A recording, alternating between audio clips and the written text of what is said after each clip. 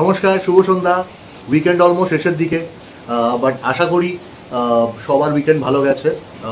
কিছু লোক র্যালি বা মার্চে নিশ্চয়ই পার্টিসিপেট করেছেন, কিছু লোক ফ্যামিলির সঙ্গে ভালো সময় কাটিয়েছেন, বন্ধু বান্ধবদের সঙ্গে ভালো সময় কাটিয়েছেন।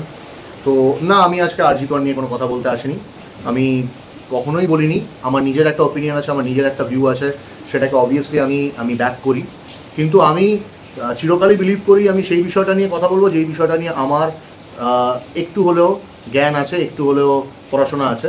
না না না, সেরকম পড়াশোনা না। পড়াশোনা করার সময় কিন্তু আমি পড়াশোনাটা করিনি। আহ, আজকে যখন মানে আজকে যখন পড়াশোনার বয়স পেরিয়ে গেছে, আজকাল অনেক কিছু নিয়ে পড়াশোনা করি, বইপত্র ঘাঁটি। তো বাংলাদেশ একটা জিওপলিটিক্যাল র্যাডিক্যালিজমের মধ্যে দিয়ে গেল। এই বিষয়টা নিয়ে কিছু, হ্যাঁ আমি একটু ব্যাকডেটেড, মানে এটা এখন দ্য টপিক না আমি জানি, কিন্তু কয়েকটা জিনিস আমি বেশ সময় ধরে ঘাটলাম, বুঝলাম, পড়লাম।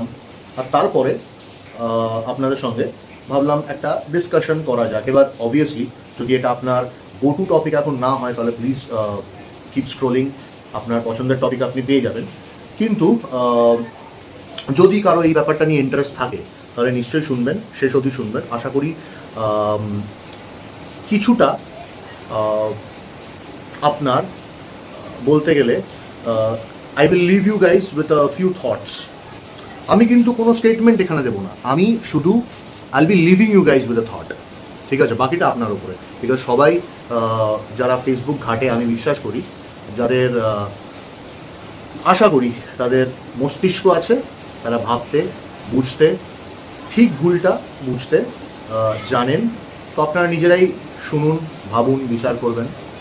তো অ্যাজ পার বাংলাদেশের ন্যারেটিভ, এই যে বাংলাদেশে যেটা হয়ে গেল, এটা ন্যারেটিভ অনুযায়ী শেখ হাসিনা হচ্ছে the antagonist, so called quote unquote the bad person, মানে ডিকটেটর।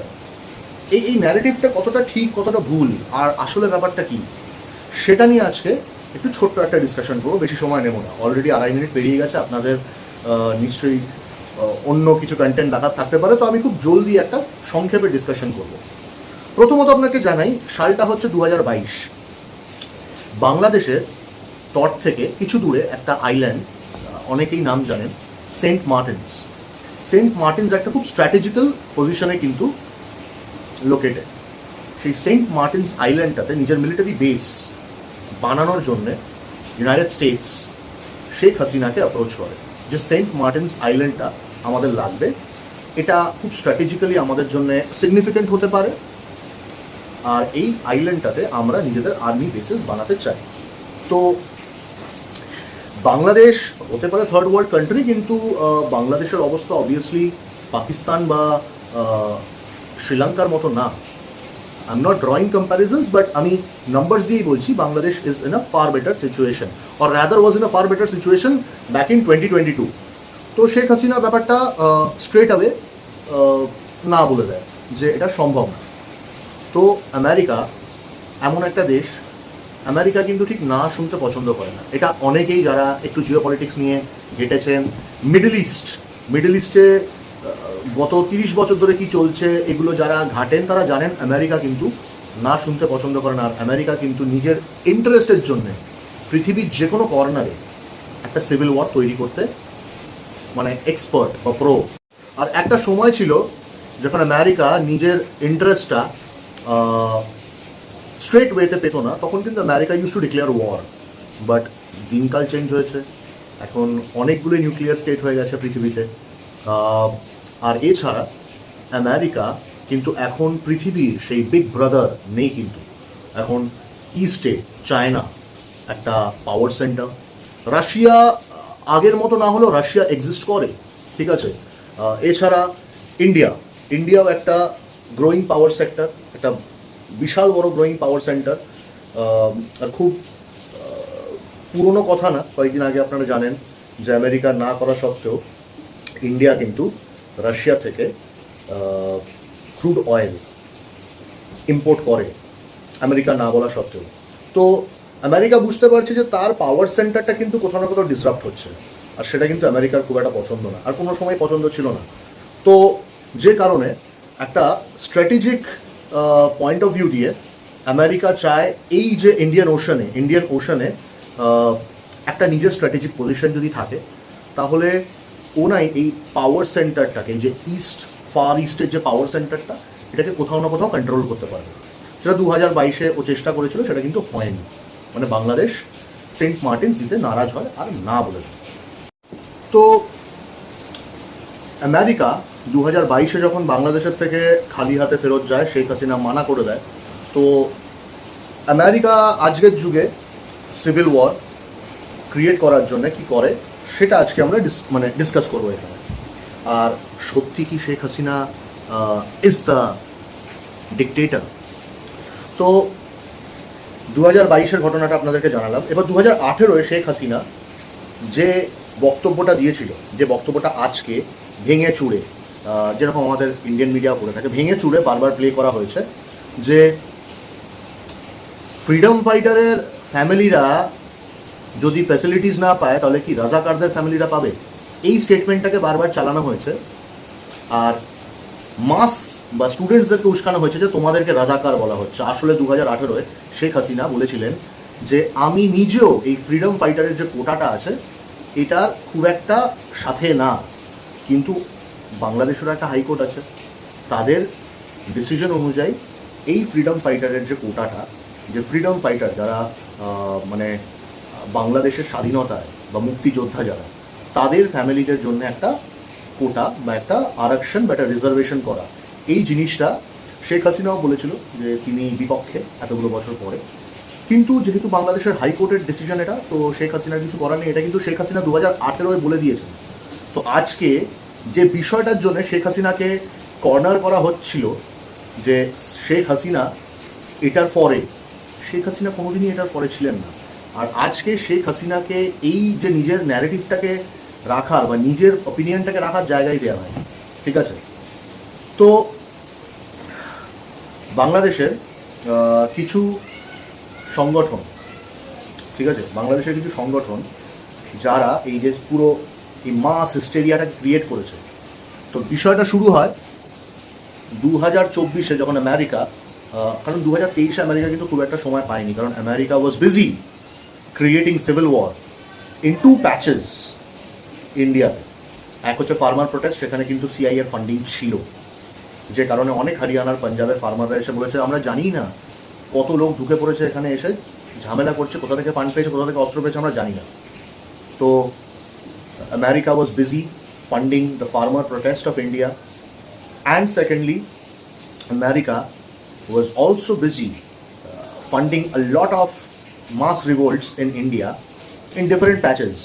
কিন্তু ইন্ডিয়াতে এই আমেরিকার সিভিল ওয়ারের ব্যাপারটা কেন সাকসেসফুল হয় না? Because India is a vast country, মানে এত রিলিজিয়ন, এতগুলো স্টেটস। তো ইন্ডিয়াতে একটা জায়গায় যদি র্যাডিক্যালিজম ছড়ায়ও, এত ভাস্ট নেশন না, পুরো নেশন ওয়াইড ইম্প্যাক্ট করতে যা সময় লাগবে ততক্ষণে people will be busy with something or the other. তো ইন্ডিয়াতে এই ব্যাপারটা হয় না।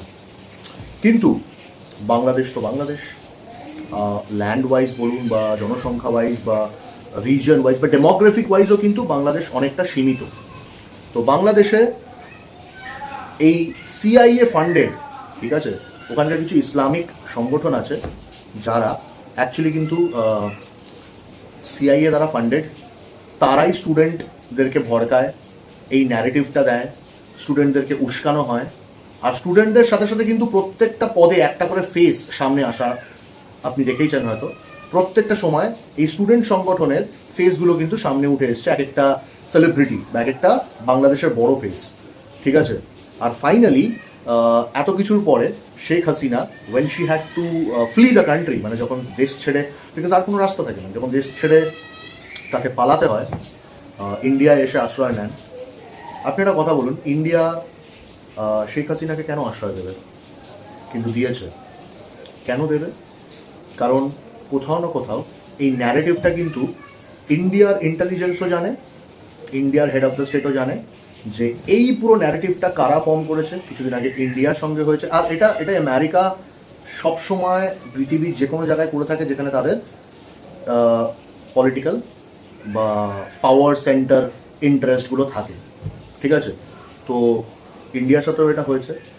আজকে বাংলাদেশের সঙ্গে হচ্ছে, যে কারণে বাংলাদেশ কিন্তু আজকে এই সিচুয়েশনে আছে। আর শেখ হাসিনা আজকে ইন্ডিয়ার অ্যাসাইলেমে আছে। শেখ হাসিনাকে কিন্তু ইউকে আশ্রয় দেয়নি। তার কারণ হচ্ছে আজকের ডেটে, আজকের মানে 2024-এ দাঁড়িয়ে ইউনাইটেড কিংডম কিন্তু একটা ইউএস এর puppet, nothing more than that. ঠিক আছে? তো আর আরেকটা মানে আশ্চর্য বিষয়, মোহাম্মদ ইউনুস, মানে আজকে আপনাকে একটাই প্রশ্ন করব বা থট, আমি যেটা বললাম আমি স্টেটমেন্ট, এগুলো আমার চিন্তা ভাবনা, কিন্তু আপনাদেরকে আমি থটস দিয়ে যাচ্ছি। এই যে শেখ হাসিনা কাইন্ড অফ ডিথ্রোনই হলেন, ঠিক আছে, এই ডিকটেটর ন্যারেটিভ এইসব দিয়ে যে উনি উচ্ছেদ হলেন, মোহাম্মদ ইউনুসকে কে বসালেন? মানে আজকে মোহাম্মদ ইউনুস যে হেড অফ দ্য স্টেটই বলা যায় না, প্রাইম মিনিস্টার, মানে প্রাইম মিনিস্টার হয়তো অন পেপার না, বাট উনি যদি হেড অফ দ্য স্টেট হয়, হেড অফ দ্য স্টেট মানে প্রাইম মিনিস্টার। তো মোহাম্মদ ইউনুসকে কে করলেন? মোহাম্মদ ইউনুস 1 বছর আগেও তো ইউনাইটেড স্টেটসে মানে বাসিন্দা, তাই না?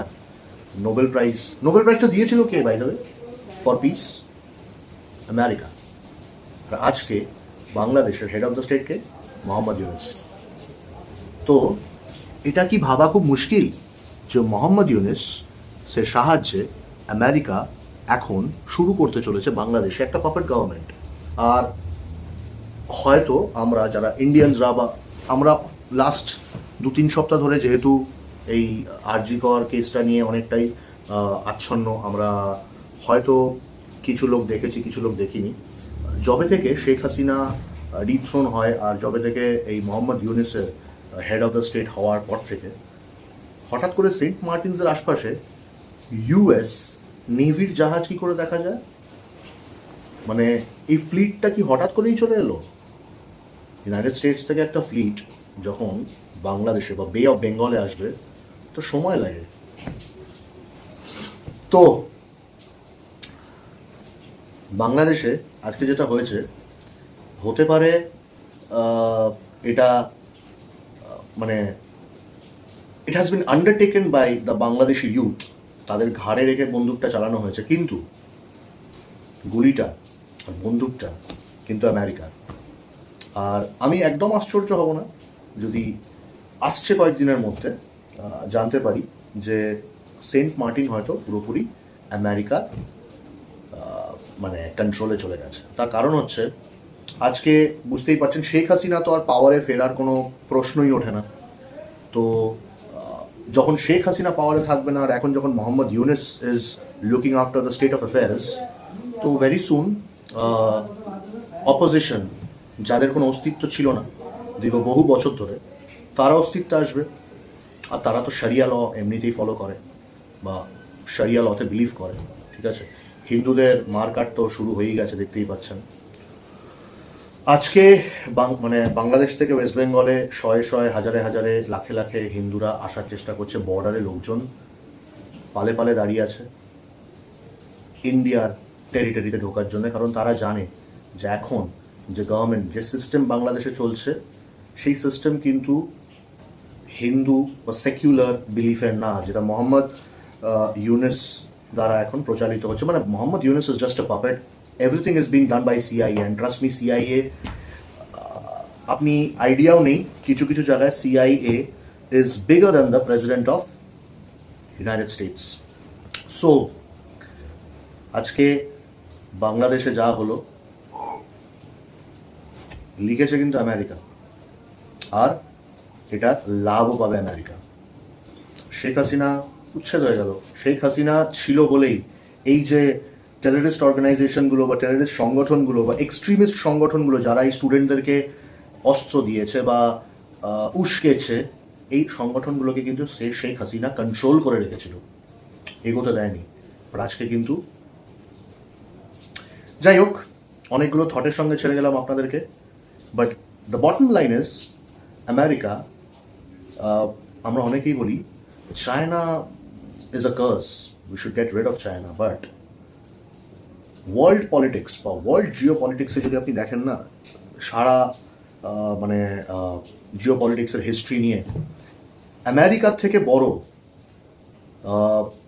মানে যেটাকে বলে না ডিকটেটর হয়তো আপনি দেখতে পাবেন না কোথাও। তার কারণ হচ্ছে আমেরিকা ডেমোক্রেসির নামে, ঠিক আছে, আমেরিকা ডেমোক্রেসির নামে কিন্তু পৃথিবীর যে কোনো জায়গায় যেখানে ওর ইন্টারেস্ট আছে সেখানে কিন্তু আমেরিকা সিভিল ওয়ার ক্রিয়েট করে দিতে পারে নিজের পাপেট গভর্নমেন্ট এস্টাবলিশ করার জন্য।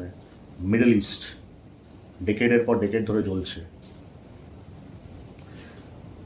আর মানে হ্যাঁ ঠিক আছে, আমি বলছি না China is a holy soul, China has got its hand in to a lot of things, but যদি ইন্ডিয়ার জন্য ইন্ডিয়ার শুধু না, মানে যে কোনো কান্ট্রির জন্য, বা রাদার আমি ইন্ডিয়ান, সেহেতু ইন্ডিয়ান পয়েন্ট অফ ভিউ দিয়ে বলবো, ইন্ডিয়ার জন্য সব থেকে বড় থ্রেট যদি আজকে কিছু হয়ে থাকে, দ্যাট ইজ আমেরিকা। আর আমেরিকার আরেকটা কারণ এই টেরিটরিতে নিজের এস্টাবলিশমেন্ট বা নিজের একটা অস্তিত্ব স্থাপিত করার।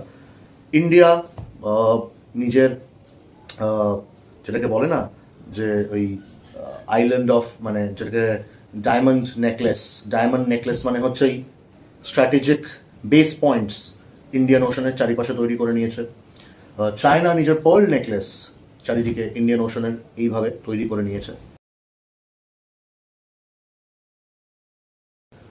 কিন্তু আমেরিকা এই জায়গায় অস্তিত্বটা কোথাও না কোথাও হারিয়ে যাচ্ছিল, সেটাকে পুনর্স্থাপিত করার জন্যে দিস এন্টায়ার বাংলাদেশ হিস্টেরিয়া। যাই হোক, অনেক জ্ঞান দিলাম। I have share a lot. I am leaving you guys with a lot of thought. ভাবুন, আর যদি মনে হয় যে না ভাট বকলাম, তাহলে সিম্পলি ইগনোর করবেন। বাট যদি কেউ আমার পয়েন্টটাতে অ্যাগ্রি করেন তাহলে প্লিজ একটা লাইক করবেন, নিচে কমেন্টে নিজের অপিনিয়নটা দেবেন, ভালো লাগবে একটা মানে creative discussion point of view দিয়ে। তো চলুন, কালকে থেকে আবার office, so let's get back to work. যাক, ভালো লাগলো ডিসকাশন করে। টাটা।